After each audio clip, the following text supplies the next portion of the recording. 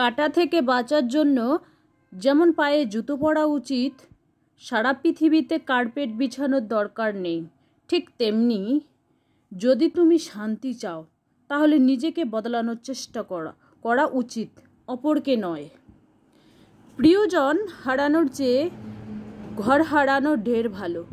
ঘর হারালে পথে থাকা যায়, কিন্তু প্রিয়জন হারালে না পথে থাকা যায় আর না ঘরে থাকা যায়।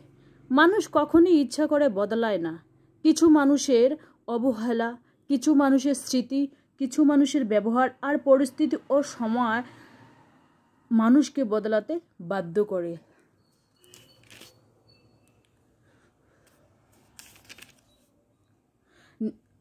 নিঃস্বার্থ ভালোবাসা দিয়ে একজন গৃহবধূই পারে সংসারকে পরিপাটিভাবে গুছিয়ে রাখতে। আজকে এই ভিডিওটাই তোমাদের কাছে শেয়ার করব। আমার ভিডিও কিন্তু প্রত্যেকদিন বিকাল 4টায় আসছে। Welcome back to my channel. আসসালামু আলাইকুম। তোমরা সবাই কেমন আছো? আমি আশা করি তোমরা সবাই খুব খুব খুব ভালো আছো। আলহামদুলিল্লাহ আমিও ভালো আছি এবং বিন্দাস আছি এবং আমার পরিবার পরিজনদের নিয়ে আলহামদুলিল্লাহ ভালোই আছি। তো সংসারে কাজে লেগে পড়লাম। মানে গৃহিণীরা একেবারে নিঃস্বার্থ ভালোবাসা দিয়ে সংসারকে, গৃহিণী বলো আর গৃহবধূ বলো, সংসারকে খুব সুন্দরভাবে সাজিয়ে গুছিয়ে পরিপাটিভাবে রাখতে খুবই ভালোবাসে প্রত্যেক গৃহিণী। তো চলো সকাল থেকেই শুরু করলাম আমার ব্লগটা। তো একেবারে আজকে ঘড়ির কাঁটা কটা বাজে জানো? 8:15 বাজে। আজকে ঘুম থেকে দেরিতে উঠেছি, কারণ আমার শরীরটা ভালো নেই, জ্বর ভাব, একটু আমাশা ভাব, ডক্টরের কাছে যেতে হবে। আর একটা দুজোড়া কবুতরের মধ্যে একটা কবুতর আমার ঝিমোচ্ছে, চোখ দিয়ে পানি পড়তেছে। মানে কয়েকদিন থেকে, যেদিন থেকে নিয়ে এসেছি তার 2 দিন পর থেকে এরকম শুরু হয়েছে। তো ভাবলাম যে না, ওই পাশে যাব, একেবারে 4টে কাজ হয়ে যাবে।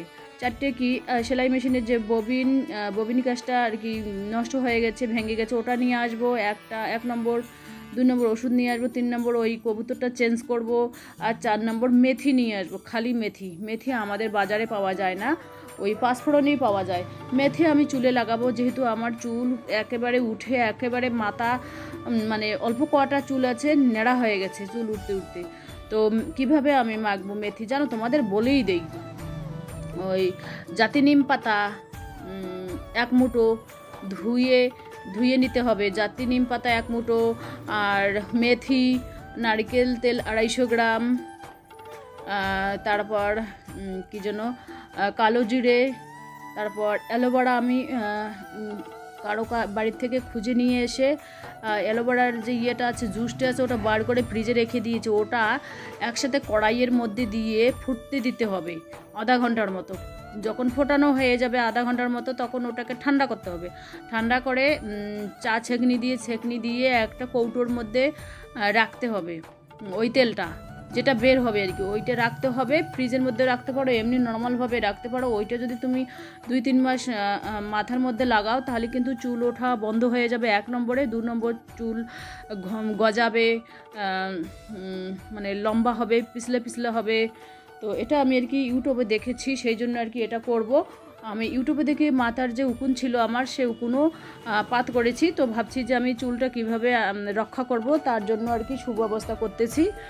তো এই জন্য মানে সমস্ত কাজ সুন্দরভাবে গুছিয়ে পরিপাটি করে রেখে, রান্না করে, খাওয়া দাওয়া করে তারপরে ছুটবো।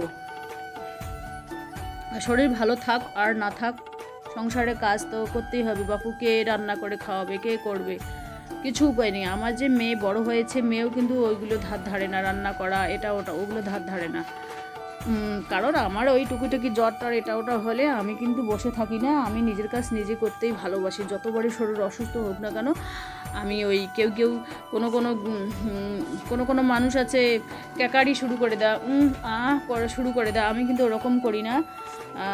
যদি একেবারে সামাল দিতে না পারি, তাহলে আমি এলোপ্যাথি মতে ওষুধ এনে খাই। তো সুংসুঙানি জ্বর আর কি, ভিতরে আর কি সুংসুঙানি জ্বর, আমাশার জন্যই আর কি জ্বর। আমার মনে হয় আমাশার জন্যই জ্বর, আমাশা হলেই আমার জ্বর হয়। তো ওই শুকটি মাছ খেয়েছি 2-3 দিন, মাছও খেয়েছি, তার কারণে কিন্তু হয়েছে। আমি শুকটি মাছ হোক মাছ হোক আমি একবেলাই খাই, 2-3 বেলা খাই না। আর মাংসটা আর ডিমটা আমি 3 বেলা খাইলে আমার কোনো ক্ষতি হয় না। তো সেই কারণে আর কি শরীরটা ভালো নেই। তো ভাবলাম যে না, ভিডিওটা তো করতেই হবে, তাই না। আজকে একটা কটার সময় ভিডিও আপলোড করেছি, আজকে 9:23 সকালবেলা আপলোড করেছি। ভুলবশত আর কি আপলোড হয়ে গেছে, কারণবশত। আর না হলে কিন্তু আমার ভিডিও ওই বিকাল 4টায় আসে আর কি। তো আর এরকম ভুল হবে না। তো এই যে দেখুন আমি মানে তোমাদের সাথে কথা বলতে বলতে কত দূর চলে আসলাম।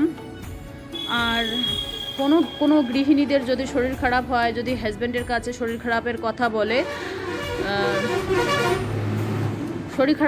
যদি বলে, তো ওগুলো কোনো মানুষ আছে কেয়ারিং করে না, বলে কি হ্যাঁ যদি ওই স্বামীটা পাতলা হয় তো বউকে বলে, বউ যদি মোটা হয় তা বলে ওই জন্য তো আমি বলি কি মোটা থেকে পাতলা হয়ে যাও, এত রোগ হচ্ছে, অমুক তমুক হেন তেন।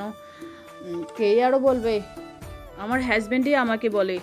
তো ওই জন্য আমার কোনো রোগ ব্যাধি হলে আমি হাজব্যান্ডকে বলি না, আমি নিজের টাকা দিয়ে নিজে ওষুধ এনে খাই। বাবা, দুটো কথা শোনার থেকে নিজে ওষুধ কিনে খাওয়া অনেক বেটার মনে করি আমি। তো সকালবেলা উঠে আমি প্রত্যেক দিনে 10-15 মিনিট হোক, আধা ঘন্টা হোক, এরকম ব্যায়াম করি। তো যেদিন কম টাইম পাই সেদিন কম করি, যেদিন বেশি টাইম পাই সেদিন বেশি করি, যেদিন সকালে উঠি সেদিন বেশি করি। তো তোমাদের কাছে শেয়ার করা হয় না, ব্যাক ক্যামেরায় আমি করি আর কি। তো আজকে তোমাদের কাছে দেখাতে বাধ্য হলাম।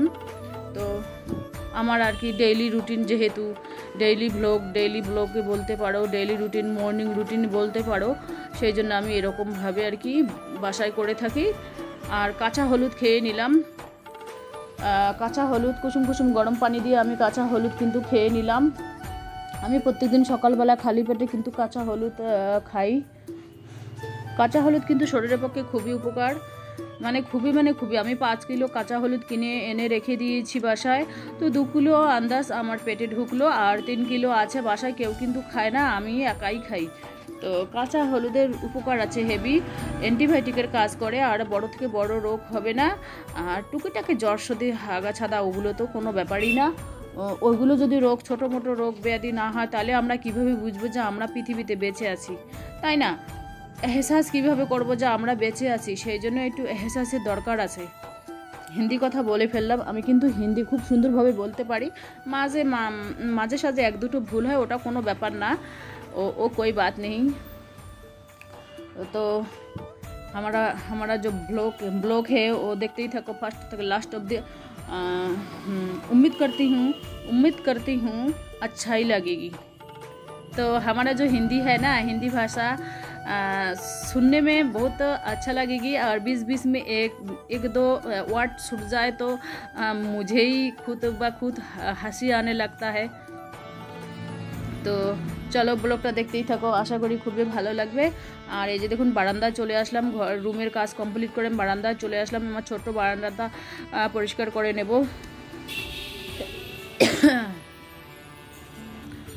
এই যে দেখুন, এই আলমারিটা আমি প্রত্যেক দিনে মোছামুছি করি। আর যা কড়া রোদ উঠেছে, এখন আমি মুরগিদের খাবার দেব, আর ওই যে কবুতরদের ধান দেব। কিছু কেনা খাবারও ওখানে মিক্স করেছি ধানের মধ্যে, নুন হলুদ, সপ্তাহে 10 দিন ওদের হলুদ দিতে হবে। হলুদ দিয়ে খেলে না অ্যান্টিবায়োটিকের কাজ করবে, সেই জন্য আমি পানির মধ্যেও হলুদ মিক্স করে দেই। আর এখানে দেখতে পাচ্ছেন আমার জাঙ্গির মধ্যে 2টো চিচিঙ্গা হয়েছে, একটা বড় সাইজের একটা ছোট সাইজের। পানি দেওয়া হয় না, বৃষ্টিও নেই, সেই জন্য একটি চিচিঙ্গাগুলো একেবারে কুচকে গেছে।